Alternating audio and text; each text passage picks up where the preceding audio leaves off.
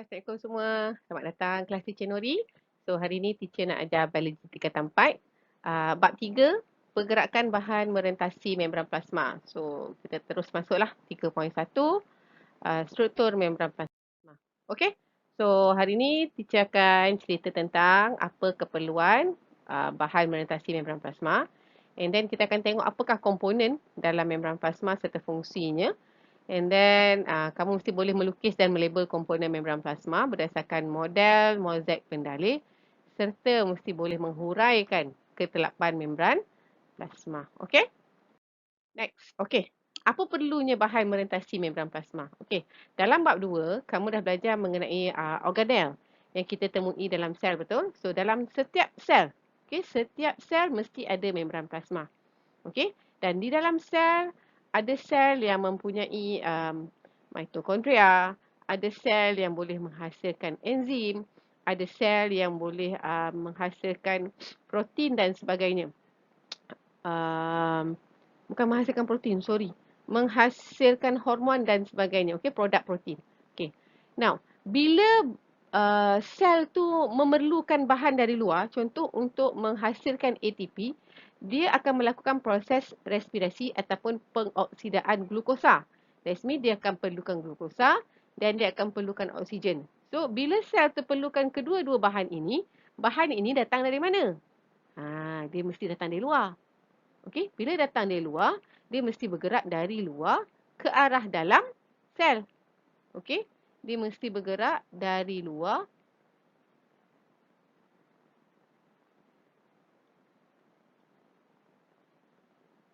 dia mesti bergerak dari luar ke arah dalam sel. Okey, dia mesti bergerak dari luar ke dalam. Okey, so bila sel tadi telah melakukan proses respirasi, dia akan menghasilkan gas karbon dioksida. So bahan tu kena keluar. Okay, keluar, dia mesti keluar daripada sel. Tapi bila dia keluar, dia mesti melalui membran plasma ni. Tak boleh tidak. That's why pentingnya pergerakan bahan merentasi membran plasma. Ya. Okey, kita duk cerita membran plasma. So, macam mana rupa membran plasma? So, membran plasma ni menurut model mozaik pendalih, dia mempunyai molekul protein yang terapung di dalam dua lapisan fosfolipid. Okey, awak nampak dia macam ada dua lapisan kan? Satu lapisan atas ni, ini satu. Ini dua. Okey. Ini yang atas tu satu lapisan, yang bawah satu lapisan fosfolipid. Ini satu lapisan fosfolipid, ini satu lapisan fosfolipid. Okey, dia macam ni. Okey, molekul fosfolipid ni akan tersusun. So, kalau waktu exam, awak mesti boleh lukis dan boleh identify. Okey, ni satu layer. Lepas tu, satu layer lagi dekat bawah. Okey. Dia macam kepala dengan kaki. So, yang kepala ni, kita panggil kepala berkutub. Kepala berkutub, dia bersifat hidrofilik. Hidrofilik suka air. That means, dia akan mendekati air. Okey. Lepas tu, dia ada ekor dua. Ekor ni tidak berkutub. Dia bersifat hidrofobik. Fobia, hidro, air. Fobia dengan air. So, dia akan menjauhi air. So, kalau dia menjauhi air, biasanya dia akan pergi ke arah lemak. Okey, dia akan pergi ke arah lemak. So, dekat dalam ni adalah lapisan yang terdiri daripada lipid. Okey, lipid, kolesterol. Okey, so dalam ni, dalam dekat di celah-celah fosfolipid ni, lapisan fosfolipid ni, kita ada molekul protein yang sentiasa floating dan bergerak-gerak. Sebab apa? Tengok nama dia, model mozaik pendalih. Sebab lapisan fosfolipid ini, dia bukannya keras dan statik. Dia seolah-olah macam liquid. Okay, macam cecair. So, sama ada dia sangat fleksibel macam cecair ataupun tidak, itu bergantung pada kandungan kolesterolnya. Okay. Jika sel membran plasma tu ada banyak kolesterol, maka ciri-ciri pendalih pada lapisan fosfolipid tu akan rendah. So, dia punya molekul protein lebih statik. Tapi kalau kolesterol dia sedikit, maka dia lebih... Sorry, cikgu terbalik. Kolesterol sikit, dia lebih fleksibel. Kolesterol kurang, dia kurang fleksibel. Okay? Dia kurang fleksibel, that means dia keras. Okay, sorry cikgu terbalik. Okay, protein kalau kamu tengok ada dua jenis. Protein pembawa dan juga protein liang. Okay? Lepas tu dia ada benda yang macam antena ni. Ada antena. Warna kuning ni. Yang ni ada nama dia sama ada glycolipid ataupun glycoprotein. Glycolipid tu made of lipid lah. Glycoprotein made of protein. Okay, so dua ni dia bertindak sebagai reseptor untuk hormon. Okay. Dan dia akan membentuk ikatan hidrogen dengan air. So menyebabkan sel tu mudah larut ataupun telap kepada air. Dan juga bertindak sebagai antigen. Okay. Supaya badan kita kenal itu adalah sel dalam badan kita. Okay. Faham ya?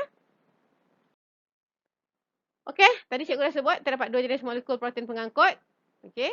So satu adalah protein liang. Satu adalah protein pembawa. Macam mana awak nak identify? Kalau tengok dia ada lubang macam ni.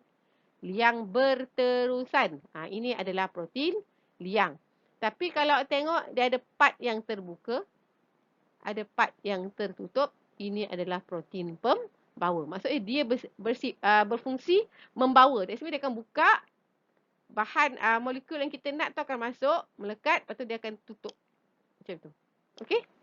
Tengok sini. Masuk, dia masuk, tu tutup, lepas tu baru dia akan keluarkan ke arah dalam sel. Ni luar sel, ni dalam sel. So dia bawa bahan masuk tapi lebih perlahan berbanding protein liang. Otak protein liang tak ada sebarang restriction kan, halangan kan. Terus masuk sahaja. Okey, tu beza antara dua dari segi struktur. Kalau kamu nak melabel rajah membran plasma. Okey? Now, kita tengok sifat ketelapan membran plasma. Okey? Ni dah belajar masa menengah rendah. Okey? Ada 3 sifat ketelapan membran plasma. Sama ada dia telap, tidak telap, telap memilih. Okey? Kalau dalam bahasa Inggeris, permeable, semi-permeable, impermeable. Impermeable tu tidak telap lah. Okey. So, kalau telap, that means apa-apa bahan boleh lalu. So, membran tu membenarkan bahan merentasinya secara bebas. Tapi kalau tidak telap, satu bahan pun tak boleh lalu. Okey?